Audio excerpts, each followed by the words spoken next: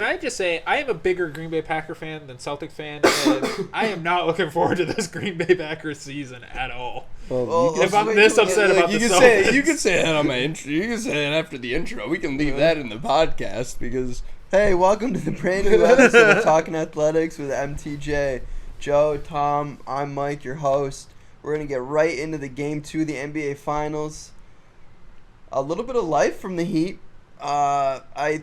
I personally expected them to take at least one, but I didn't think they would take one this early.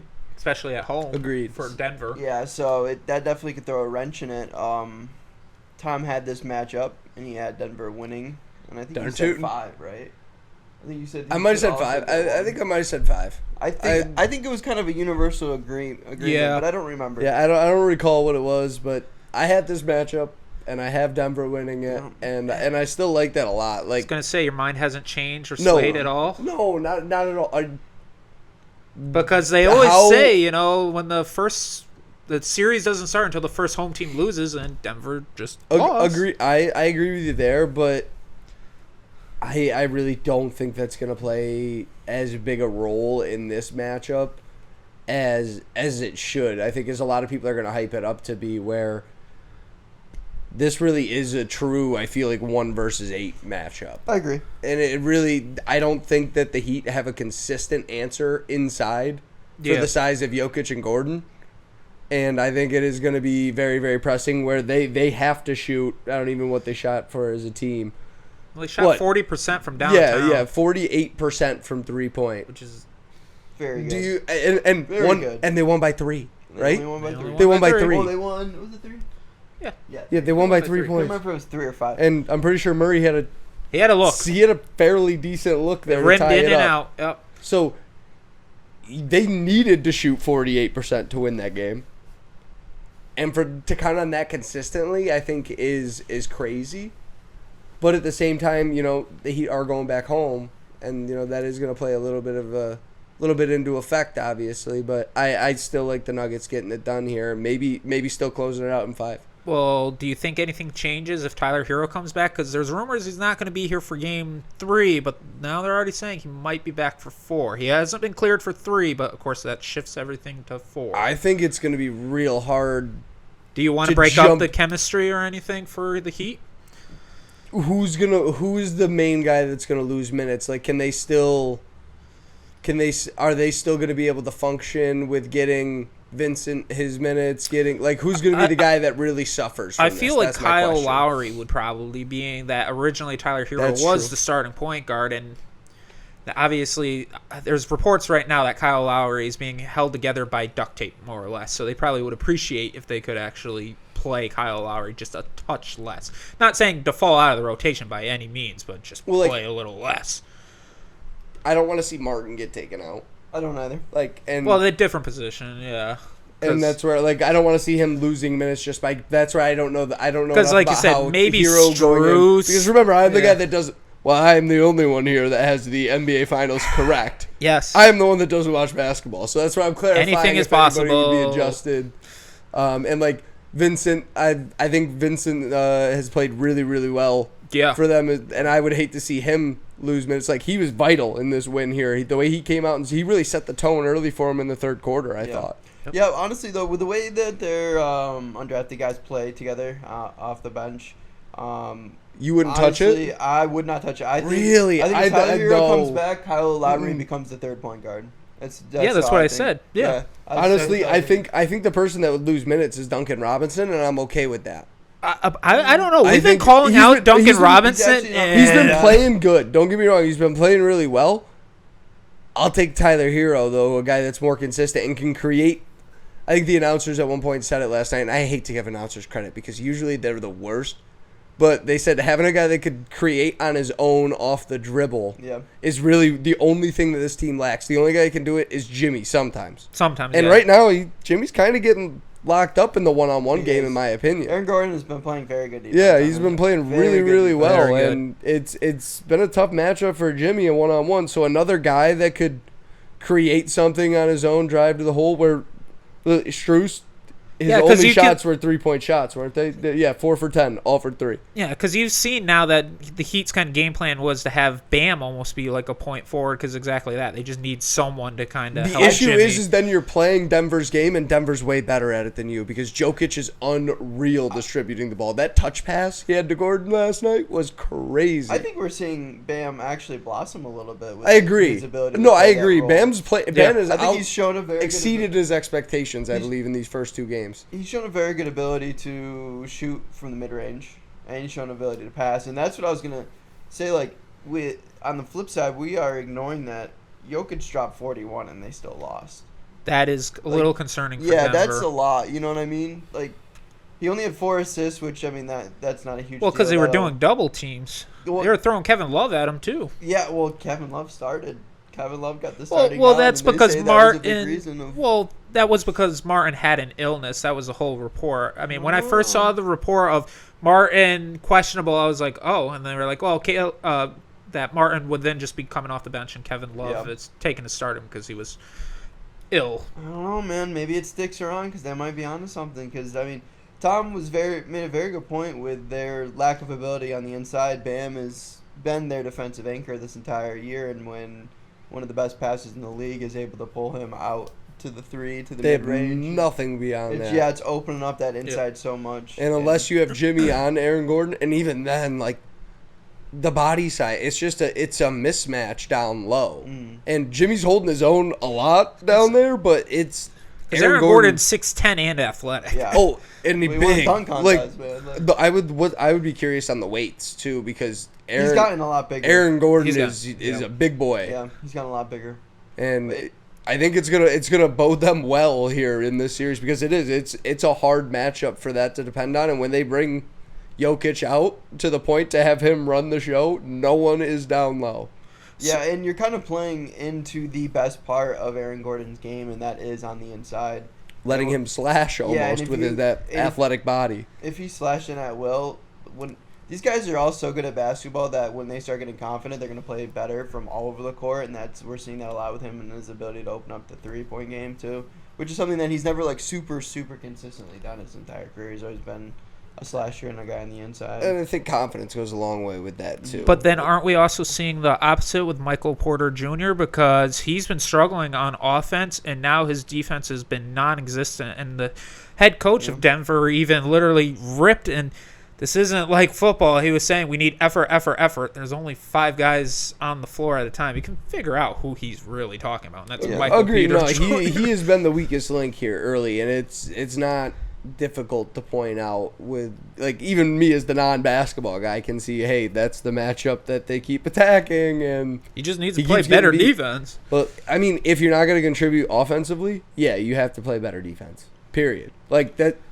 And realistically, this finals, no one predicted, because it's a defensive match. No one predicted. I'm pretty sure you predicted. Okay, yeah, exactly, but me, the non-basketball guy, and I didn't even know that it was honestly a big defensive matchup. I knew both teams played D well, but I didn't know that they were dominant defensive teams. And if you're going to be a dominant defensive team, you can't have a weak link like that, because the other dominant defensive team knows, hey, we have to go at the weakest part of their defense in order to succeed. And that's exactly what both teams are doing right now. And it's gone one way apiece. Easy, and it's been close. I feel like both games have been reasonable. Like, even the Heat made a late push there in game 1. This game as a whole was actually a phenomenal game to watch. It was a really good game. Both teams came out. I mean, Miami came out super strong, and then Denver clawed back in by the end of the first, and then hit their gas and took a big lead, and then it came back again. Then it was back and forth.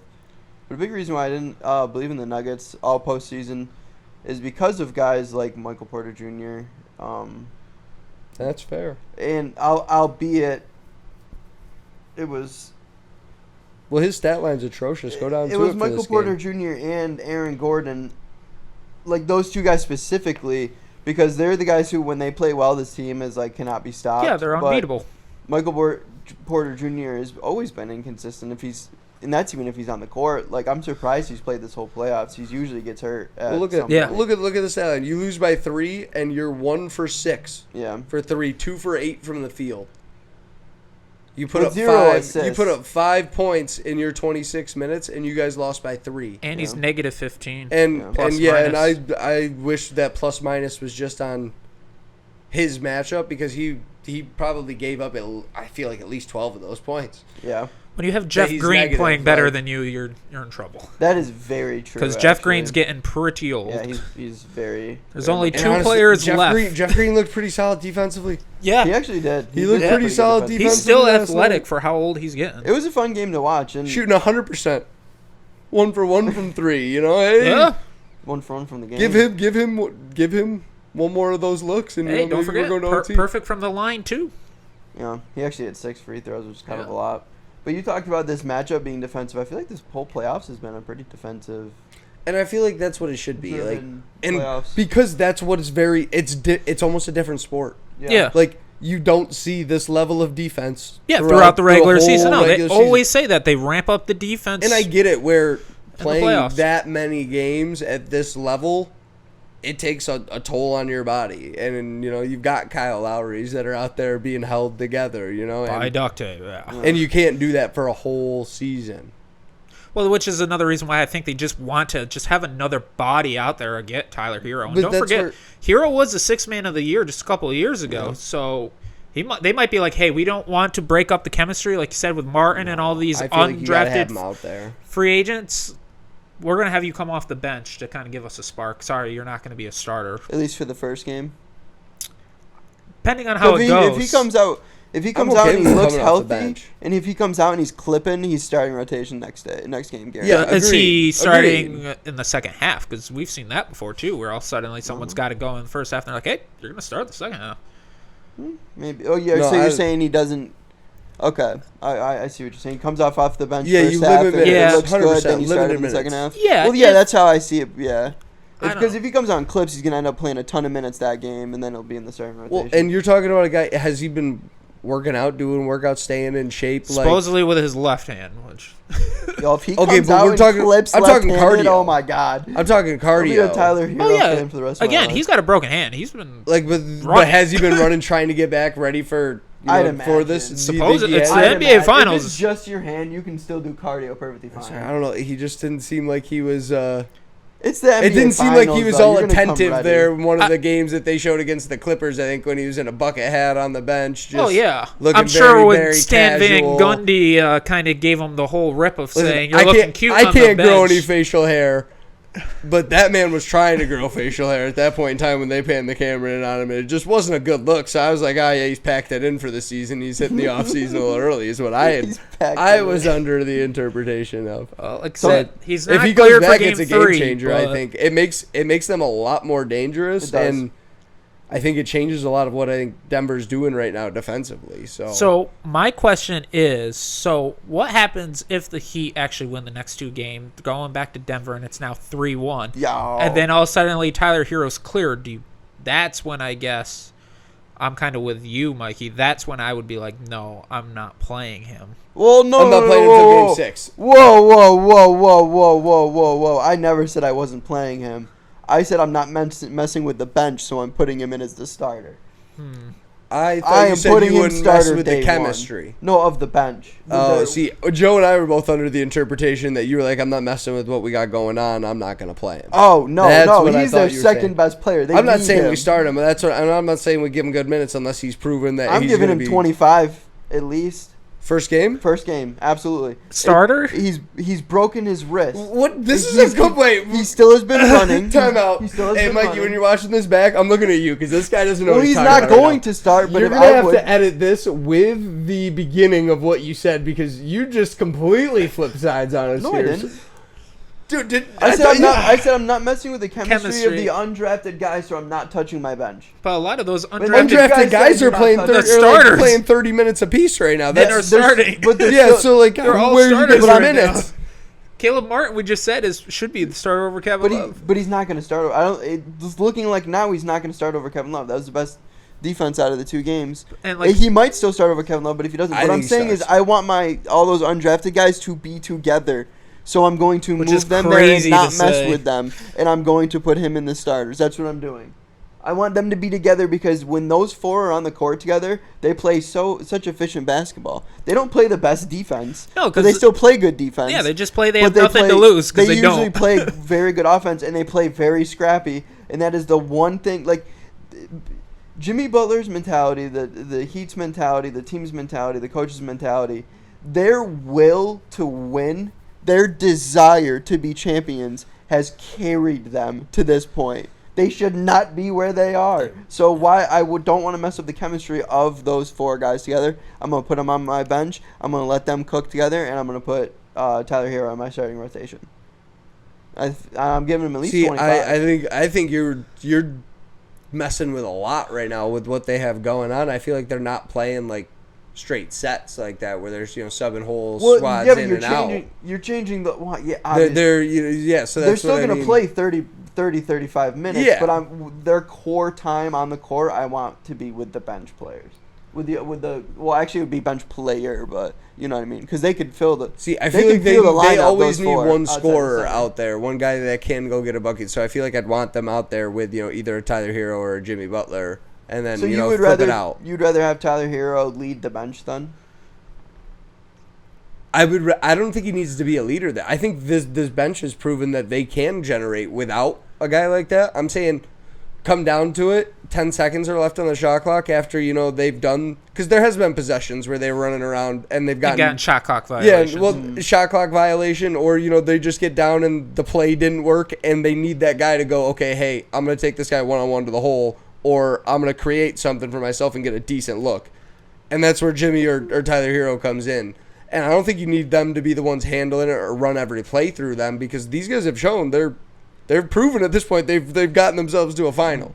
So that's where I'm saying you can have Tyler come in there and be hey, if we get into trouble, I'm here, dish it to me and I'll throw up a shot. Or try to you could have him play in that role with those group of guys. And so not really playing the point guard role, but just more an off ball, like, hey, I'm here if you need me kind of 100%. Just an offensive scorer. Usually does. Yeah, what Duncan usually does. And that's what I'm saying. I'm not throwing shade, but that's what you're like. I'd much rather have Tyler Hero in that position than Duncan, because Duncan driving at the hole does not scare me nearly as much as Tyler Hero driving at the hole. Pretty efficient. He's been great. Like, he's been great. Everyone's petrified of his threes over Duncan. Oh, yeah. He has been shooting well, and I've given Duncan and Tyler's better on defense. We all have. I've given Duncan a lot of hate, but he's been playing pretty good. And his defense hasn't been bad either, but either way, I'll take the length with Tyler. Again, though, the defense helps sometimes when they're playing that zone, because, again, just like with Syracuse basketball and any team that does a zone, you kind of play zone to hide people's... And they play a lot of zone. Yeah. They play a lot of zone. Speaking of teams that play good zones, though... Why are you messing with stuff, dude? It fell over. Why are you messing with stuff? Speaking of teams that run good zones, Boston Celtics... Runs a good zone, apparently? They run a very good boxing one, which is kind of like a zone. Oh. It's like a zone, plus and then you have like a free safety out there. But boxing one, for anybody who doesn't know, is you... Wouldn't the free safety also be playing a zone? No, he plays. He's like man coverage. Yeah. So you have four zones, pretty much, which would be 4 guys playing zone. Yeah, one guy that follows. Yeah, you have one guy at the top, everywhere he goes. like right hash elbow area, left hash elbow area, 2, and then one each baseline, and then you have one guy that just follows around their best guy. Yep. But that was pretty much what got them past the Sixers, in my opinion, was that defense, because they were in a very good boxing one. But what's going to go on with them, man? What's going to happen? There's a lot of moving parts when it comes to the Celtics right now, and a lot of hatred from the outside, whether it be in the fan base or from people who aren't fans of the team, but a lot of fans nonetheless. What's going on? What's the move? I think you guys should... Oh, man, you're not going to like this. I think you guys should ride out Mazzulla.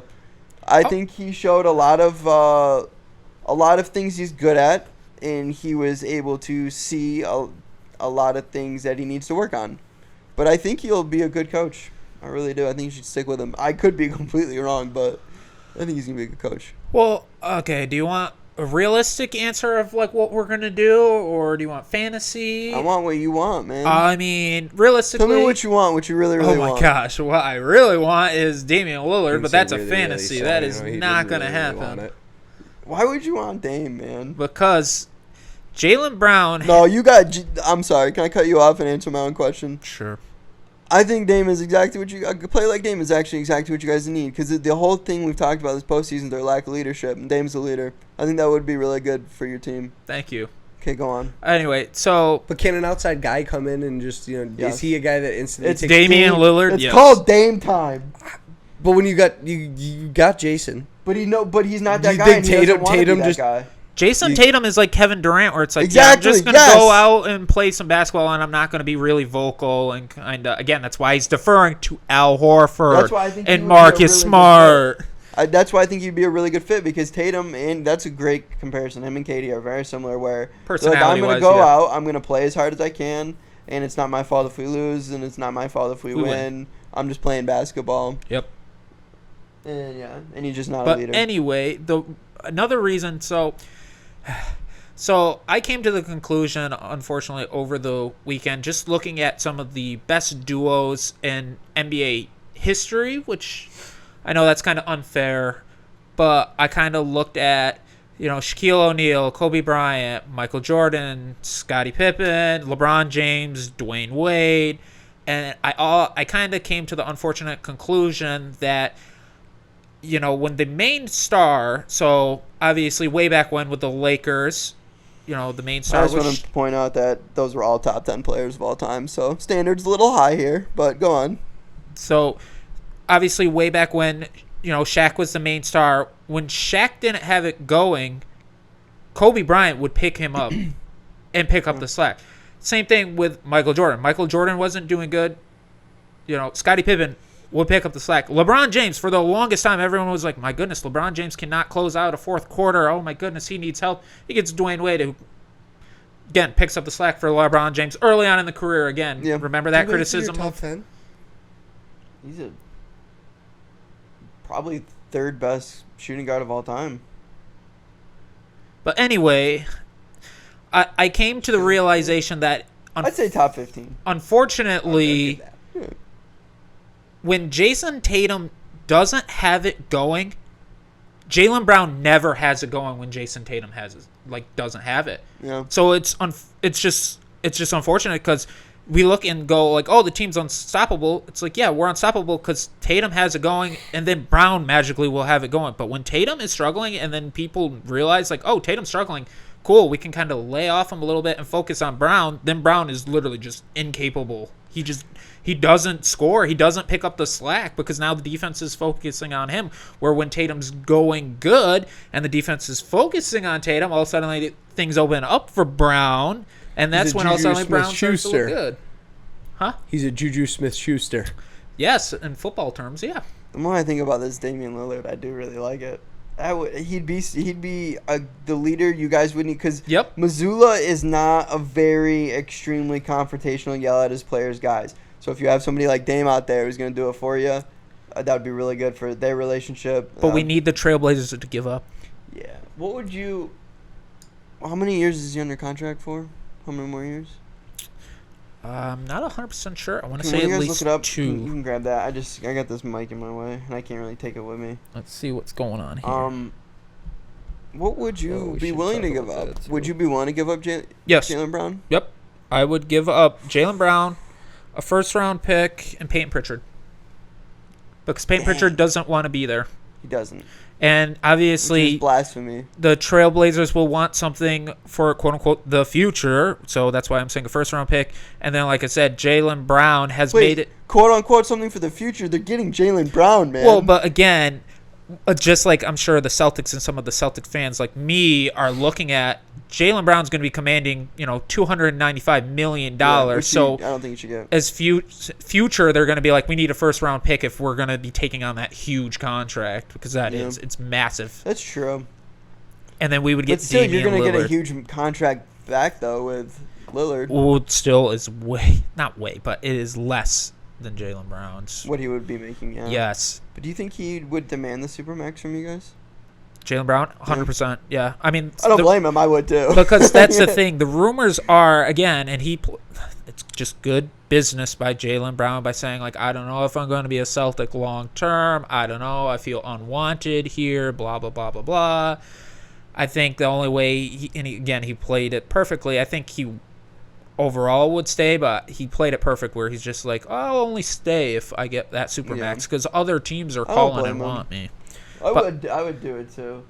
Just for like generational wealth type of aspect, you know what I mean? Like people are like you're playing a sport for money. Like, why do you care about the money? I would get as much money as I possibly could because I want to give as much to my future as I can. You know what I mean? Yeah, like, future. Like we're only there for 4 or 5 years, man. Cash out. Yeah, but like you said, $295 million, great for Jaylen Brown, bad for the Celtics because I do not. And the fact that they literally.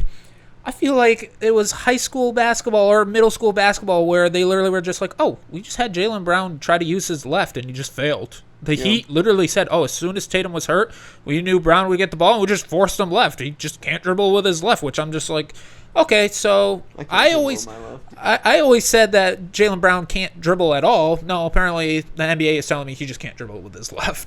Tom, you look like something's on your mind. Well, there's a piece of me that's like I respect the Celtics just because like they're the one, I guess, Boston fan base that I absolutely don't hate. Like the Bruins fan base is probably the worst in the NHL. Man. The Red Sox, but they got Happy the Gilmore worst jerseys in the MLB. They're not that bad either. And then you got the People Patriots, say Boston, and the Patriots suck too. The Patriots fan base sucks too. Like people say the Celtics, so the Celtics fan base, you know, I guess they say they have the racist fan base, which is the worst. But at the same time, I really couldn't care less if they're terrible for the next 10 years. So I feel like I just don't have a dog in this fight. That's fair. And, you know, I just, want Larry Bird to come back, Bring back Larry in the short shorts, and I think you've got a winning team there in Boston. It just really sucks that the one time I finally start to believe in them, they let me down too. Because I knew they were losing. I told you they were going to lose. 4 times they went to the Eastern Conference Finals in 6 years, man. And I've never believed in them. Every postseason, I always tell Joe, I don't believe in them, I don't believe in them, I don't believe in them. Yeah. And then this year, I'm finally like, they're they're pulling it together. The Bucks were gone. The 76ers were gone. They're finally pulling it together. And then Golden State was gone. Like, all the people that we have issues with. Exactly. Except for that dude, Jimmy. Like I said, that is my fantasy. But one thing that we don't have noted down that I do want to bring up very, very briefly. I don't know if either of you guys have seen the news. It broke this morning, so I'm sure that you at least briefly saw it, though. There's a huge announcement in the golf world. Oh. The PGA golf world. We had that in the end of the rundown. Is it? It's in there. We're going to do all the basketball first, but we can go straight into that. My bad, dude. No, it's fine. I completely... if you were paying attention when we were doing this beforehand. That was when he was like, I don't care. Don't care. No. Yeah. Usually it's noted down beforehand, there's a lot of opinions on the PGA right now. A lot of people really upset. You kept saying contracts, and that's when it really made me think of it, was when you were talking about Jaylen Brown's contracts and the different max contracts that, they're going to have to potentially offer him. Really, those are the people that made out in this situation are the people that signed the live contracts. Way to go, Phil! And they were vilified by the PGA, by the PGA players, the PGA Association. Well, and then the other thing, old hardcore fans, is that it's a very interesting move because the PGA is supposed to be an association for the golfers, run by the golfers. They're supposed to have some sort of say or input usually in these circumstances, or at least get notified before. Yeah, and a lot of people are saying they got blindsided. They found out on Twitter like we did. Like, they all are kind of shell-shocked at the news as well, and they're all kind of taken back. And a lot of them, I'm sure, kicking themselves in the butt because, they probably missed out on to just go play over there for like 8 months. There was reports that Tiger was offered upwards of $800 million. Yes, he was supposed to be. They wanted him to be the face of Live, and he turned him down. He could have gotten paid fat, and those guys are going to have to pay some type of penalty. But is that penalty going to be $2 million penalty? I don't think so. Not even remotely close to being that high. So I think it's going to be a slap on the wrist, and those guys are going to make out like bandits. Yeah, I did see that It's great for the golf world, great for the viewer, because we get to see everybody, the best of the best, competing in all the tournaments again. So again, I'm excited about that. We've already seen this, though. It's just yeah, funny. exactly. It's just great for it to all be back on one circuit. It was so crazy to me, like the whole lifespan of what Liv did. Like they, from like the moment where the idea of Liv Golf was constructed, being like 3 years ago, to then being created like a year and a half ago, to now essentially buying the PGA, is crazy. Like they just like one of the major American sports associations just like within 2 years was just gone. That is wild. And they're like, it hasn't been released of how much they paid for it, but it is such a crazy situation. I am happy, like you said, that everybody's going to be back under the same roof. And I did see that they're keeping the construct of the PGA exactly the same. They're still going to have PGA sanctioned events. And so it seems like they're kind of going to be like a Eastern Conference, Western Conference type of feel to it. Like they're going to have matches throughout the year. That'd be cool. See, stuff like that. I would like them to adopt maybe like how they do the match play style in some of the PGA. Maybe you do have a team. Well, a team because Liv had teams. Yeah, they do. They have season-long teams, but you could even just do it for kind of like high school, right? Specific tournament. Just show up and pick them for the tournament. Hey, you guys are on a team this weekend. You all four are playing all 4 rounds, and your scores are all being tallied up. So, well, what if you just did? You could do like a system where, like, even if it's just 1 or 2 tournaments, I would like to see some of the live changes brought into it, because I enjoyed some of what they did, just because it added some different things to watch to golf instead of just watching one scoreboard. Said that the live events were really like the live a party. Like when you were there, it was great. The experience was very different from going to a PGA event. What if you split the season in quarters, and at the end of each quarter, you take whichever live team is first in the standings for that like quarter, and then they go up against the top 4 ranked golfers in the PGA, and you do like cash prizes or something like that. That way, each quarter you're always getting different teams. At the very least, there's a good chance you're going to get a different top 4 PGA ranking. And you can play like the live golf rules, you know what I mean? I don't hate that.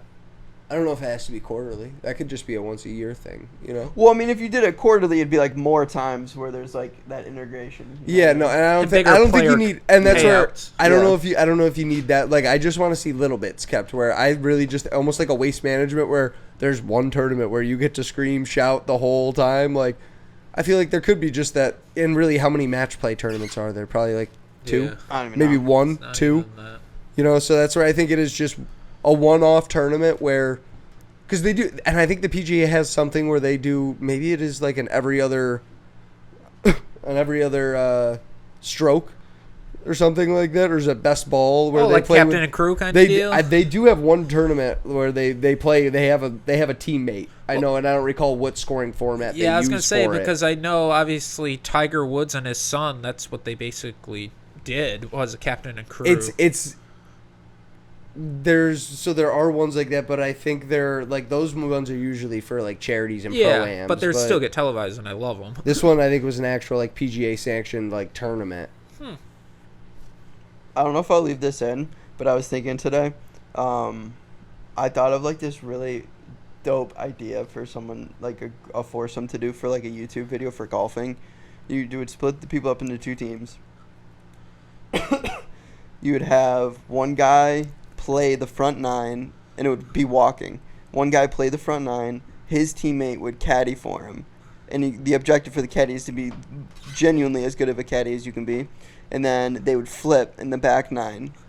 When the video was all put together, you'd send it to each person, each 4 people, and they would vote on who they thought the best caddy was, but it would be anonymously, so you know you're getting everybody's genuine response. And then you would take that combined with what like team won, like that would be another like voting section. So you'd have each person would get voted on their caddying and on their playing. So you mixing up caddies though? Yeah, so say I don't know how I feel about that though. Caddies are all about the vibe that you have with the guys. That's super tough. That's so tough. Because you're trying to be a good caddy because you want, like, it's for your voting, Like I imagine, then you also might just not be meshing with them. But if you vibe with Patrick Reed, are you gonna vibe with the rest of the PGA players? Probably not. No, so I feel I like mean, Patrick Reed's caddy is just. Would this be screwed. like No, four it's for, like, just like a strangers? YouTube video of like 4 people, not like. Okay, I got you. But Like, I was looking at it. I was thinking he missed the beginning. Yeah, he keeps not paying attention. Plain and simple. Well, no, I was looking up the team formats there. So, but would it be 4 strangers? Because I feel like if it was like, our normal captain and crew team, we would all have pretty good vibes with each other. But that's how you find out who has the best. Because you're voting on it, and the only rule would be, and there's obviously no way to prove it, but obviously us 4 people are trustworthy enough to where the only rule would be you can't vote for you can't give yourself the highest score, or you just wouldn't vote on yourself. You'd vote on the other 3 and send them. Yeah, you just wouldn't vote on yourself. Do like the NBA where you got second and third, and it makes no sense that somehow the MVP didn't have as many first. That was the place idea I had votes. today while I was taking a shower. Shower thoughts are great. Do you think Jaylen Brown was ever like given tips by like Kyrie Irving or Isaiah Thomas to dribble? I don't think Kyrie Irving ever gave anybody tips. He doesn't seem like the kind of guy who gives a lot of tips out to people. Not even LeBron James. No, I don't think anybody's ever given LeBron James tips. Did you guys see that the Mavs want LeBron James and Kyrie wants to team up? Yeah, I did see that, and that is so stupid. Why are your notes stupid? Why don't your notes send us? You couldn't live with your failures, and look where that brought you. That's where but Right back it says to 2 me. 6 on our shared file. Oh. Like that's. I did put that in our shared. Yeah, I don't know. Say that is shared to us, but it's not But shared to us. wouldn't that YouTube video actually be kind of a good idea? Because like it would really rely on vibes. Like, could you imagine me with Dallas? I'd be like, I don't know. see, bro. yeah, like me and Dallas are obviously going to do better than me and you. No, but, that's the thing. I feel like if I'm paired, than him and you, I mean. If I'm paired up with anyone But Dallas, Dallas, yeah, I agree feel with like I'd be like, oh, this is. I mean, I like Dallas. If It's we'll look at each other and kind of talk about, I guess, summer rec. We don't have a whole lot in common. If us 4 were to do that, we would have to draw it on a hat, and I so wish you 2 would be matched together. Because that would make mine and Dom's job so much easier. Because we would just be like, watching you guys would just be so God. It would take the stress away from us. You know what I mean? I don't know. I think Tom and I have good vibes. No, if you and Dallas were, I know who you're talking about. Tom, like if we were getting stressed out caddying for each other, we would just watch you guys interact. And be like, that's fair. You know what I mean? I think the best matchup would probably be you and Dallas versus Tom and I. I agree with that. Because vibes and skill. Yeah, that's fair. Oh, would we be taking score into account and how much? Yeah. It's okay. So what I was thinking too is in that one we got this on recording, so you we can would review do this. You would do hole play. So like if you win the hole, you go up 1. Okay. So it's not stroke play. Oh, because that would really eliminate the skill gap. Because each hole you got to be on your stuff. You know what I mean? Okay. Yeah. So you'd get points for that, and then you would get an extra your point at the end, I suppose, for being the best caddy. So you could be the worst caddy and still win. We could figure it in. We could, okay. You know what I mean? Figure out points. It'd be convenient. But I'm just so confused. So if I'm the worst caddy but win, where would I? I don't know. See, that's that would be some chinks that we'd have to iron out before we give it a little test run. Honestly, though, if I ever, for some reason, have to play in a tournament, not to make anybody feel bad, but I would want you to be my caddy simply because the putting is the worst part of my game, and I hit like 90% of the putts that you Dude, it was crazy. told me to hit too. Dude, and honestly, and you literally, and the ones that didn't go in, it wasn't like you were blowing them by the hole. Like they were pretty easy 2 putts from there. You know what I mean? Like, so couldn't be mad at that. And when your lead off putter is giving you that in a scramble tournament, like it's a good day. Well, it's a real good day. The only thing is when we do this one at stream side, Joe and I didn't putt until like the 5th hole. Yeah. And I think that's crazy. You putt last, right? Or was eventually I was like, Tom, you need to go last. Yeah, because I was gonna say there was some points where I feel like our 4th. There's probably. So you were hitting 3rd. I was hitting 3rd. So it was me and Dal through 5, and then we switched around. Yeah, because I was not putting well. Hey, I got a new grip on my putter. Has it been working? Yeah. Good for you. I hope the Ums found my putter. I don't know how you lose your putter. Yeah, I'm really nervous for the stream side tournament though because What day is it? Don't you dare back July out. something, right? Okay, I just gotta mark it down on the calendar. July something, I think. But if we weren't relying on my putting by any means, but it was helping us out a lot, and I don't know if I'll ever be able to do that again because I've never even came close to putting even a little bit that good ever. No, and that's July I think 15th. I think July with the 15th. scramble tournament, really the format is you really do have to find your role. Yeah. Like especially with players of our caliber, where we're not great at multiple facets of the game. It's like, hey, okay, I am going to be this guy for us today, and I'll be consistent in this one area, and then do your job there. Mikey did that with the putter. Joe was doing that off the tee box, keeping us For safe. some weird reason. I Joe don't was know keeping how us I safe did off the that. tee box there, and That was I not had my long role. irons, and Dal was honestly doing really, really well with his wedges for the opportunities where we were coming off the green. So. That's the weird part about it is we did assign roles before, and then And we that's all the felt rules. different role. Like Joe was supposed to be the iron guy that put us on the green. Yeah, I ended up being the driver. I was going to be the chipper. I think Dallas and I were supposed to just swing away, and then we all were going to figure out putting as we went. I mean, there was That shows the lack of the ego that there is between us four when we're out there because we all fell into different roles and nobody even cared. No, Like, I and was we were like, oh, I'm okay, hitting putts. as long as we're playing well, Yeah. and, you've got a good score going. It's, Yeah, I mean, it was awesome when you were like, I shouldn't even swing. I can't outdrive you. It made me No. feel so good. No, I was like, the oh way my God, I hitting that day, outdrove was like, Tom. there's no way I'm hitting the ball better than that at the moment. I'm just going to lose a ball at this moment. We are top tier vibe though. I will say. I feel. Oh, Oh, yeah, and Give good vibes anybody is a run. the big fight Oh. on the course. Like, because it's so easy to get down on yourself so fast after you Now that I top think two about it, golf though, balls. I don't know. Mikey and Dallas did break a few clubs. That was many Mikey. drinks and hours later, my friend. What kind of vibes were those? Mikey was the main reason of the vibes, I think, there, too, actually. No, Dallas was actually upset about other things. Well, I thought he was mad at me. We got in the truck and I go, "Are you mad at me?" And he goes, "No." He goes, "No." I go, "Oh, because you seemed like you were." He's like, "Oh, I'm not mad at you. Don't worry about There it." was multiple clubs, I believe, that were snapped by the end of the back nine, or the front nine. He there. accidentally broke his The driver. Yep. Intentionally broke his putter, which I did not see. I was really upset about. I had my back to it when it happened. It was awesome.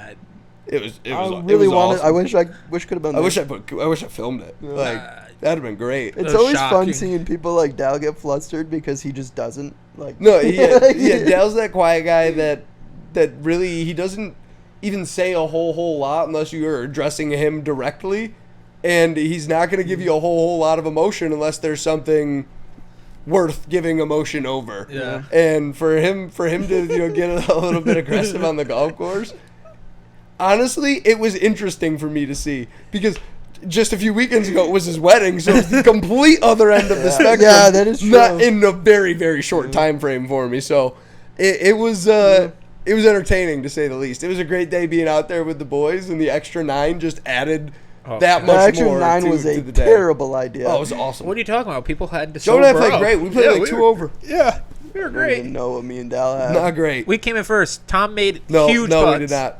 What do you mean no? Kyle and Shane. Doesn't count. Kyle, he doesn't count. God. It's like when your parents tell you that your little sibling has to play, and you're like, "Oh, his runs don't count." Yeah, it doesn't. This is between. Talk about us like guys. becoming an adult. That's what it felt like when your runs started to count in kickball. Did you ever do that with? Oh, you're the oldest sibling, so never mind. And you are the only sibling. Okay, never mind. I'm on a mountain here, or on an island here. Yeah, because when you're growing up, when you're too little, so your older siblings don't count your runs. You just get to play because your mom's making them let you play, and then eventually your runs. I didn't win count. until I deserved to win. Uno, that was my name dad. a card game. I'm a sore loser too, but you best believe I wasn't winning those games because they were handed over to me. And I guarantee you the same. You're gonna beat me in a game. I'm not rolling over. I don't care who you are. Like, if you win, you deserve to win. I'm too competitive too. Oh yeah, competitive. When I was There's a little toddler running around the kickball field. Just and I'm ask out Mikey. there. I'm Dude, that very toddler better competitive. watch his dome piece 'cause I'm NFL coming. tour. I think this one day. Okay, before we get into that, I would love to talk about that. But my controller at dad you. told me when I was like 15, 16, that He goes, yeah, when we used to play board games when you were a little kid, I used to cheat to beat you to teach you how to lose. That's awesome. I respect that. But yeah, this one day, it started out as like 25 cents, but me and Joe used to play this game, NFL The Tour, all the time. And it's like a weird football game. It's like 7-on-7. There's walls. You throw off the ball instead of kick it. It's weird. Like, you can, like, break tackles by hitting, like, button combinations and stuff. Yeah, mashing. But I used to beat Joe every single time we played. Every single time. And it would always come down to the last play of the game. He'd have to throw off the ball, and I'd run it back for a touchdown every time to beat him. So this one time, he bet me like 25 cents. And we played, and then he wanted to do it again, and again, and again, and again, and again. And it started off as 25 cents. By the end of the day, this man owed me like $25. Like, he just kept doing again and again and again and again. Oh, my God. Gambler, Joe. 1-800-GAMBLER. That is the phone number you're going to want to remember. I am competitive. I'm just competitive, huh? Competitive. That's not the same when you. That wasn't luck. That was skill. Quarter by quarter, you lost $25. No, it was double or nothing. Triple or nothing. I remember walking up to his room, and he had this like big like Pepsi bottle looking like soda bottle looking like giant like thing for his coins, and he like pulls up the top and he's just dumping it out onto the ground, and he's paying me in pennies. Oh my God, it was the best. We've really gone off topic here. Never really officially come back from the break because I had to use the restroom, but we're just going to keep cooking. Yeah. But we talked about Joe Mazzulla already and whether he should stay or go or everything with that. I think he should stay if you get some good NBA assistant coaches around him, and I am very happy the Boston Celtics just hired a former champion. He was on the 2008 championship team, and that is Sam Cassell. Yes, it was.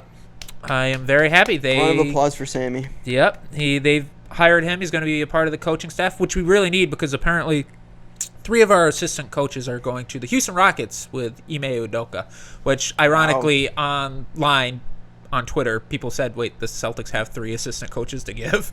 Yeah, I actually looked that up last night. They had like 7, which was surprising. I didn't know that. I thought they only had like 1 or maybe 2, which that didn't really hurt Joe Mazzulla's argument, but we're not going to keep beating that up. But somebody who I also know for sure in my mind is not a very good coach is Frank Vogel, and he found himself a hefty little contract leading the Suns, which I'm not happy with Phoenix. Get rid of Monty Williams, who's a very respected and very appreciated coach in this league. Let me back up a little bit. Nuking your number 1 seeded team. And then blaming your coach for it when they don't do well in the playoffs. I just think they needed more chemistry. They needed more bodies because they traded their entire team in the first half of the season. And that's where I feel like we need to know what went on behind the scenes before that trade. Was he consulted before the trade and he said, yeah, hey, that's the move I want us to make. I know if we get KD in here and we get rid of it. Like, if he was on board with it and said, yes, I want to do this, and then they put up the performance they did in the postseason. Isn't Phoenix's GM James Jones? So yeah, that's crazy. So, like, is that a guy that's going to make this move without consulting the head coach? And that's like how I feel. So I feel like that's because the GM could be upset with the head coach here saying, hey, yep, this team will bring us a ring. And he was like, okay, I'll do it if it's gonna help us get to a finals even. And then they show up like this. So I feel like that conversation, has a lot to do with what we're not seeing behind the scenes. I think probably behind the scenes you're right, because I feel like James Jones won rings by playing with LeBron James. So I'm wondering if that's his mentality, his mindset of like, hey, you need a superstar. You need a Kevin Durant. Like, it doesn't. James Jones could have led the charge. He could have of getting KD. I mean, not getting rid of Monty. I mean, he might have, if it came back to bite him, he might have been running to get rid of Monty. But that's sadly things we'll never know. No, but I don't think the coach was the issue. No, I don't. Whether he pushed for it or not, I think a slap on the wrist was all that was needed because Monty is a pretty good coach, and Frank Vogel is not. So he's got a ring. Yeah, he's got a ring because of LeBron. And he's about to have another one because of KD. Yeah, Kevin Durant. So he knows how to apparently coach superstars. You think he's gonna lead that team? Well, it depends. Again, because he had Donovan Mitchell, who was a superstar. Jared Allen, who was a superstar in my mind, and they crumbled. fair. We're talking different tiers of superstar here with KD and Devin Booker. I think Donovan Mitchell is. Donovan Mitchell, I'd put on probably Booker. I'd probably put him even a little bit above Booker, to be honest. But not Kevin Durant. But not KD. Not Kevin Durant. No, I'm not That's putting what I'm anybody saying, above not him. KD. So that's what I'm saying. Still Your number was. 2 is almost what your number 1 was, Yeah. star power wise, in my mind. But that team was, as a whole, even though their bench wasn't the best, the bench wasn't very good at all. But their team as a whole was, in my opinion, better than the Suns with what they finished with. You're talking about Cleveland? Yeah, and plus they're Okay. younger.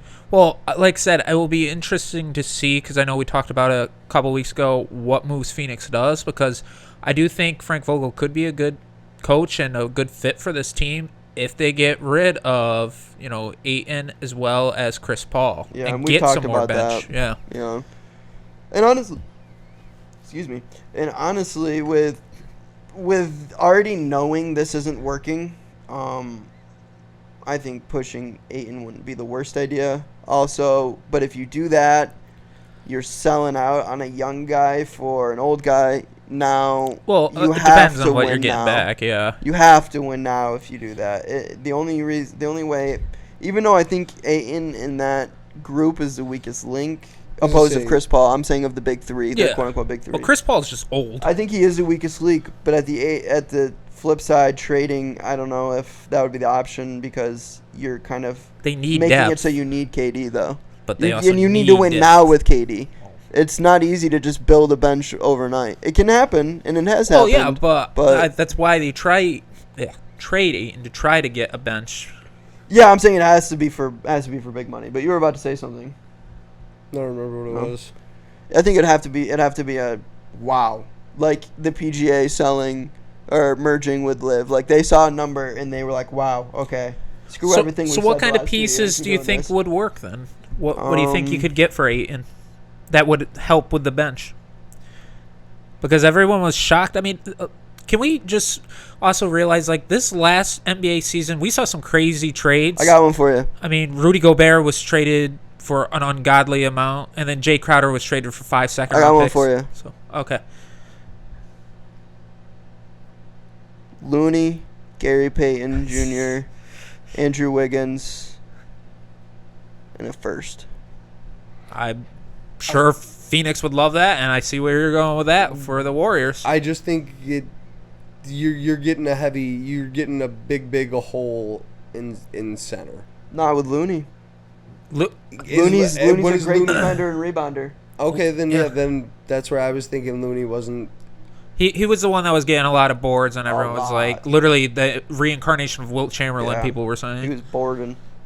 Then I mean that seems like it's the right fit then there. I think that would That's be what a I was good gonna say trade. is like I just feel like every postseason team like that's what I feel like Miami's big issue is Bam's playing out of his mind, but is it enough out of the center position? Because I don't know if we you're could gonna get enough. see, you know what I mean.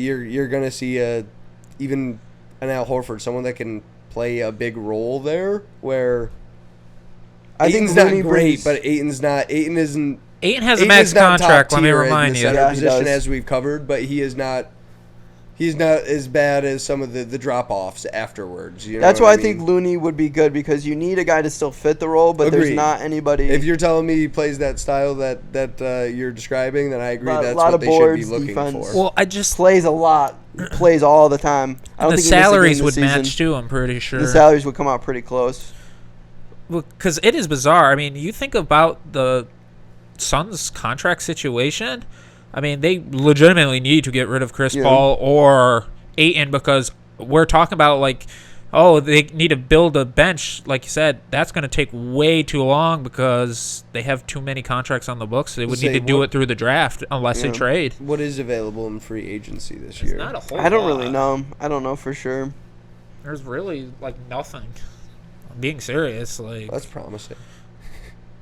that's why I think it's going to be a wild offseason. I mean, that's the thing. There's no big names out there. There's kind of like middle names. Speaking of big names, though, Doc Rivers still not a head coach. Doc Rivers is not Nick a head Nurse brought in for the Sixers, take his place. I like Nick Nurse. I think this is a good pickup. He's coached superstars before. Yeah. With the Raptors, but Kawhi Kawhi Leonard? Leonard and James Harden are two very different. Well, is James superstars. Harden going to come back? I don't know, man. So I guess we should at least say there's at least Joel Embiid that he's going to be able to, who's a superstar that he can coach. Well, yeah. I mean, reigning MVP. Regular season, deservingly so, I think. Yep. If there was an award for the entire season, I think Jokic obviously deserves it. Yeah, it's called Finals MVP. Yeah, that's true. Or Western Conference MVP. Yeah. But yeah, Doc's still out there. I don't really know what is going to happen from him. I looked it up earlier, and I saw on the page I was looking at there was only one head coaching job still available, but I don't want to say it because I'm not sure. It didn't seem like that's correct. And that was the only thing I saw, so I didn't really want to come out here and make a bold claim. I'm glad you didn't bring it up. Yeah. I'm super glad you didn't bring up the topic whatsoever. Why? What do you mean? You could have just skipped over it without, mentioning the potential vacancy of an NBA role. Yeah, that's true. Now I'm going to Google it. Google it, yeah, see if you can find it. And if maybe you can find the right answer, because I don't know if that was. But it hasn't seemed like there's been, like, picking up Doc has been, like, a pressing thing in anybody's mind. He's been some finalists. He's been some finalists, and I don't think there's been a year he hasn't been a head coach since coming. No, like literally, because he jumped from Orlando to the Boston Celtics, so he has been a head coach for at least 20 years now. I think everybody's finally starting to understand that his championship 15 years ago wasn't really because of him. One team without a coach currently. NBA.com confirmed. Who is it? Is confirmed. Oh, sweet. Toronto Raptors. Yeah, that was what I saw. Yeah, Toronto Which is Raptors. something that I think Toronto would do. Yeah, because they like big names. In to be determined. Everywhere else that would just be basically a head coach trade kind of deal. Yeah, it would. I guess it would be. Yeah. Other than, where did Adrian Griffith come from? So some people would be left out. But like you said, Monty Williams, great head coach, because as soon as he got fired, I mean, the Pistons snatched him right up. Yeah, and the Pistons, that's not too surprising. It's not surprising that they went after him, but it's surprising that he went there. And he actually got it, yeah. Well, not that he actually got it, but that the Clippers Pistons actually got him. Yeah, that's what was surprising me is because the Pistons, they're a young team without really an identity. He's going to form an identity. Yeah, you want a guy who can come in and build a good culture. And he's really betting on himself doing that, in my opinion. With the Pistons? Yeah. Yeah, that's whew. Ever since literally... Like you said, not a whole lot of options out there at the moment. Yeah, but still, go with the Pistons. I made like $20 million this year. I can take a year off. You know what I mean? There's going to be more jobs next year. And you can't tell me people like the 76ers, I don't know. I think the 76ers, if he would have waited, probably would have taken him. Yeah, maybe. I don't know. But because, like you said, Tom, there's not a whole lot out there, but obviously the 76ers would have been, like, everyone's number one destination. Yeah. I'm excited to see how he does with the Pistons. I think that would be really cool because it could work out really, really well. Do you think Cade's going to have a huge, like, bounce? Like, is he going to be great next year? Or are we all suddenly going to be looking back at this time next year going, wow, who had a great year and is actually starting to play like a superstar is Cade? I don't know. It's potential. Potentially it could. I mean, there's more potential now than there would be 5 years from now or next year or the year after. You know what I mean? You're always losing that fight to Father Time. But, I mean, he's still really young. Oh, We could. I hope we do. I love seeing people be good at basketball. Yeah, because the Pistons haven't been good since basically, Chauncey Billups, Rip Hamilton, Rasheed Wallace. That's how long ago that was. Yeah. What was that, the 2006 NBA championship? Pretty sure. No, that was the Heat. So then what? I thought it was like 2004. 2004, I believe it was. Didn't they? Because the Six were the Heat. Didn't they beat the Lakers though? I don't remember. Yeah, 2004. Because remember, the Lakers had Karl Malone on that team. Okay. Yeah, 2004.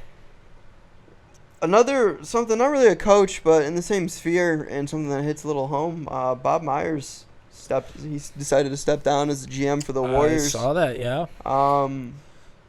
It was crazy. I think it was kind of surprising to everybody. Obviously was a possibility given that we're really seeing the ending of the dynasty.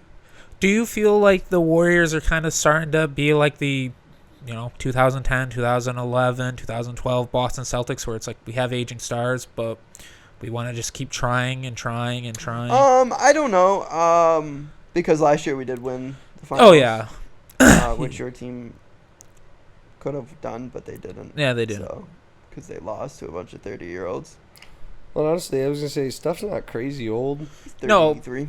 Like He's not, Clay's not but crazy old. Clay's also not that guy anymore. Clay is aged because of injuries. Clay is the one that I think is probably. Well, should Draymond go. has and a player Draymond, option. I mean, I feel like his athleticism is. But I mean, we're just starting to see Iguodala's now retired. Yeah. He's gone. I mean, you're just. I think he's gonna go into the coaching. Kind of be like a assistant of some sort. like a Juwan Howard with the Heat. Yeah. Kind of deal. Draymond has a player option this year. Do you think he's going to Dallas? Because there's that rumor. I don't know. I think if anybody's gonna leave, it's gonna be him. Because he kind of strikes me as the guy who still loves basketball, so he still wants to play whether his team wants him or not. And he understands that it's a business. Do you think you can have Draymond and Jordan Poole on the same team again? No. Okay. I don't, and I don't know if I think I ever want Jordan Poole on my team, whether Draymond's there or not. Well, but isn't Jordan Poole younger?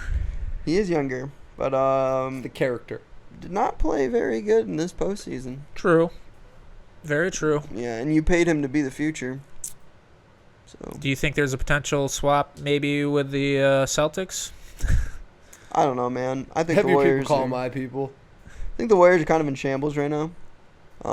But it's fine because You we got just some had rings. one of the best runs in NBA history. So Say you guys were what? 2 games away from a conference final. yeah. We're in shambles. Well, That's what the guy says. We're in our shambles. GM just stepped down. I think you're pressing the panic button a little too early. I don't know. I I don't know if let's he see. is. Let's see if we get through this offseason. I think this and see team what was so happens. good. This core group was so good that they were able to win one and almost win another. I don't think it's that this was the first time where the Warriors should not have won their series. You know what I mean? Oh, against Sacramento? Is Yeah. that what you're saying? They shouldn't have won that, and they shouldn't have beat the Lakers, which they obviously didn't. But you know what I mean? I Like, get what you're saying. they should, like, this was one of the first. Even last year, it was kind of like, oh, the Warriors still got it. You know what I mean? It was like this year was like, NBA I don't think the experience, Warriors NBA got I'm it. saying you had a collection of Steph was still doing his thing. Clay fell off. Like, I think Clay is the big question mark there, where if you get a Jordan Poole that steps up and becomes the future, and maybe he just But he did have has a bad. to. But he bad should have all already season. been stepped up because he had that step up season last year. Agreed. So he regressed a little bit, but Wiggins also didn't play great, and he played much better last playoffs too. So like, Wiggins had personal you had- issues going but on. with you had Wiggins- two of your younger guys that just didn't step up and aren't ready to carry the torch yet. But I still with think there's Wiggins, hope for that. With Wiggins, we're way too past. If he's going to be that guy, he would have already been that guy for now. He was drafted 9 years ago. He's been in the league a while. I think last season. So he's like, what, 27? This year was pretty on par for how he's played his whole career. Last year, he just played really well. Okay. You know what I mean? Because he was the number 1 pick. First overall? And Jabari was Minnesota. 2. Yeah. Jabari was 2 or 3. But yeah, he was number 1 pick to Minnesota, and I think it was very quickly found out that he's not that guy, but he's really good at basketball. So I think him coming to the Warriors was actually a perfect fit for him. Plus, first time everybody's played against him on the Warriors, they're already more worried about Clay and Steph, so it's going to make your job a little bit easier. Yeah, he's a great third option. He is a great third option. But when he tries to be that second and first, that's when you're like, wait, hey, Andy boy. Yeah, because We know even where as we a stand on second this team. option, like you said, Yeah. but then you got to make some moves because like Tom's point, I don't think Clay's a true second option anymore. I don't think he is either. That's why I think we're in shambles. I think Clay isn't what he was. I don't think Jordan Poole is what they were hoping he's going to be. But I've also always I never was really sold on him 100%. I'm not saying that to like get my own butt, but What was your thoughts about Wiseman? We never ever actually talked about him. well, And as now he's in Detroit, so as somebody who doesn't watch college, I never had I watch college, but outside of the March Madness, I don't. It's just sometimes with you, or my dad. I'll watch some Syracuse games, but so I never really had an opinion of him. And then he barely played, and when he played, he didn't play well, and his injury lasted like 19 years. It felt like. But then it was And weird then- because didn't he go to Detroit and he was magically healthy and actually was putting up some good numbers? Was it just He hasn't been. He's been playing not very good. Like I don't know, probably Could have sworn when he went to Detroit. But he had a couple. I think he had a couple good games, and a couple bad games. But I could be wrong. But I'm happy he's not on the team, and I was really happy when they traded him. I think it takes a lot of courage to do that. As we see that a lot with GMs around the league, is they'll, especially quarterbacks in the NBA, or NFL, they'll really hold on to guys. So I think it took a lot of courage to do that, and it played out well. We got a couple good guys back. We got Gary Payton Jr. back, who I really liked. He was very good defensively for us last year. But yeah, I don't know what their game plan is moving forward. They don't have a game plan. I do know that. They were asked about it, and they were asked what their game plan was, and they were like, "We didn't know we needed one." So like everybody was expecting him to come back. So we'll see. But we will get to me and you. Well, we all talked about it, but me and you really went back and forth on it with the whole coaching. Who's a good coach? Who's a good GM? Oh, Steve type Kerr, of scenario, yeah. because we're gonna get to see Steve Kerr without Bob Myers. So we're gonna see how he does with less talent. Did you see Steve Kerr's comments the other day? I did not. He was talking. So I think he was on Draymond's podcast, which. Cool for Draymond. You having your own head coach. Better be careful what you say. And they were talking about. He's never careful what he says. What do you mean? And they were talking about the Denver Nuggets and how he thought that Steve Kerr said, actually coaching against the Nuggets, that he felt that Jamal Murray was the head of the snake versus. Oh, I did see that. Yeah, and I just thought it was weird because the other day, we were talking about Denver earlier. We talked about how Jokic had a massive game. And then they lost, and I was just like, well, I was like, man, they really did seem to kind of focus still, like, on Jamal Murray, kind of like what Steve Kerr was saying, and kind of saying, like, Jokic, you can have what you want, although they were still double-teaming him, though. Yeah, well. So it was just really weird that what Steve Kerr was saying, and then all of a sudden, like, to kind of see them try to stop Jamal Murray and say, okay, Jokic beat us, and like we were saying, Jokic didn't have as many as assists as he normally has been, and he really just put up big numbers, and they lost. They talked about it actually in Game 2.